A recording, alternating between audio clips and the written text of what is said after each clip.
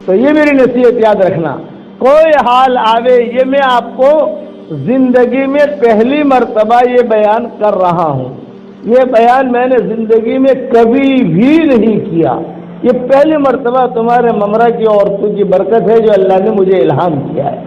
میرے اتنے سفر ہوئے دنیا کے اندر، واٹس ایپ پر سبق چلے الحمدللہ، لیکن کبھی بھی میں نے یہ بیان نہیں کیا ہے جو عمرہ میں کر رہا ہوں۔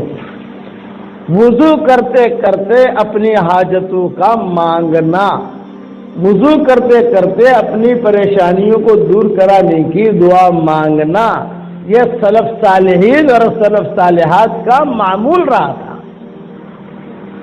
خود اے اللہ میں جوان ہو گئی ہوں، میرا رزق ہوتا، وضو بھی کر رہی اور حدیث کی دعا تو مانگنی ہے، اللہم اغفر لی ذنبی ووسع لی فی داری وبارک لی فی رزقی، یہ تو حدیث کی دعا ہے۔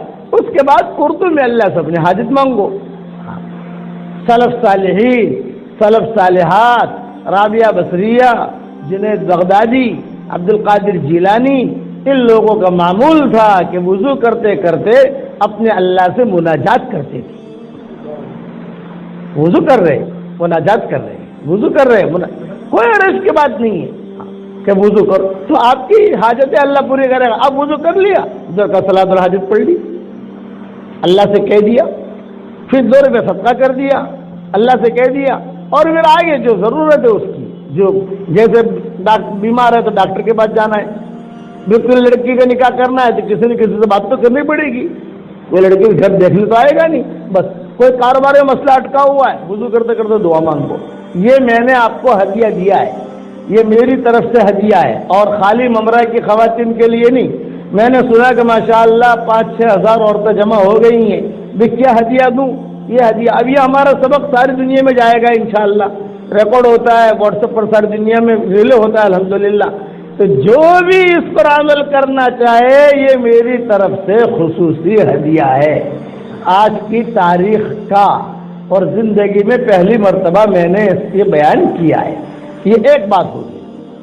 دوسری بات یہ ہے کہ جتنی مائیں بہنیں بیٹیاں جمع ہوئی ہیں، توبہ اور استغفار کی کثرت کرو،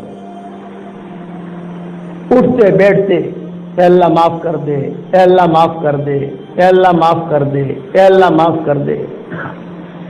گھر میں آپ کھانا پکاتی ہو، کھانا پکاؤ، الحمدللہ چائے بناتی ہو، چائے بناؤ، لیکن ذکر کرتے کرتے سبحان اللہ پڑھ لیا، کبھی استغفار پڑھ لیا، کبھی سورہ فاتحہ پڑھ لی، کبھی درود شریف پڑھ لیا، کھانا بھی پک رہا ہے اور ذکر بھی ہو رہا ہے۔ تو علماء نے لکھا ہے کھانا پکاتے پکاتے یا چائے بناتے بناتے یا پانی بھرتے بھرتے جو بھی ذکر کیا جاتا ہے، وہ ذکر کا نور اس کے کھانے میں جاتا ہے، وہ ذکر کا نور پانی میں جاتا ہے، وہ ذکر کا نور چائے میں جاتا ہے۔ تو سلف صالحین، سلف صالحات کا معمول تھا کہ کھانا پکاتے پکاتے 2 پارہ پڑھ لیتی تھی، حلوے کی دکان پر بیٹھے 5 پارے پڑھ لیے، خود جانے حلوائی تھے، بڑے بڑے محدث گزرے، ان کی تجارت تھی حلوے، بڑے بڑے محدث گزرے، ان کی تجارت تھی عطر کی، وہ عطر کی تجارت بھی کرتے تھے اور جو شیشے بھی بھرتے تھے اور قرآن بھی پڑھتے جاتے تھے۔ کتابوں میں یہ بھی لکھا ہے کہ وہ کھانا اگر غیر مسلم بھی کھائے گا تو بھی اللہ اسے ہدایت دے دے گا، وہ کھانا اگر یہودی بھی کھائے گا تو اللہ اسے ہدایت دے دے گا۔ یہ بہت بڑا وظیفہ ہے۔ میں قسم کھا کے کہتا ہوں کہ یہ جو بیان کر رہا ہوں، جو میں نے وضو کرتے کرتے دعا مانگنے کا کہا ہے، میں نے کتنے بیانات دنیا میں کیے، یہ خالی ممرہ کی برکت ہے، میں نے کبھی نہیں کیا۔ بس میں نے کہا کیا کہوں، میں نے کہا بھی ایک نیا نسخہ دو ان کو۔ وضو کرتے کرتے اللہ سے اپنی حاجتیں مانگو، پھر دیکھو اللہ کیسے راستے کھولتا تمہارا۔ شوہر نماز نہیں پڑھتا، وضو کر رہی ہو، کوئی اللہ میرے شوہر کو نمازی بنا دے۔ بیوی نماز نہیں پڑھتی، وضو کر، دادا گیری نہیں، ہیرا پھیری نہیں، لڑنا بڑھنا نہیں، ہمارے چھیت میں لڑنا نہیں ہے، ہماری شریعت جو ہے بہت آسان ہے، اس لیے وضو کرتے کرتے دعائیں مانگنے کا اہتمام کرو اور اللہ استغفار کی خوب کثرت کرو۔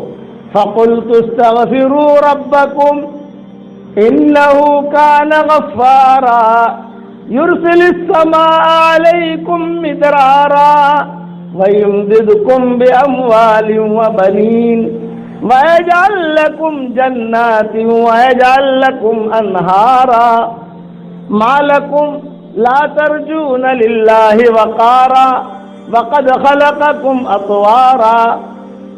خوشحالی والی زندگی گزارنا چاہتی ہو اے ممرہ کی بہنوں بیٹیوں، اے ممرہ کے بھائیوں، خوشحالی والی زندگی گزارنا چاہتے ہو تو آسمانوں سے اللہ کہہ رہے ہیں، کوئی باپو کا تعویذ نہیں ہے یہ کہ کوئی باپو کی بات بتا رہا ہے، نہیں، آسمانوں سے اللہ کہہ رہے ہیں، عرش سے کہہ رہے ہیں یمتعکم متاعا حسنا الی اجل مسمی، استغفار کرو، توبہ کرو، ہم تم کو خوشحالی والی زندگی دیں گے۔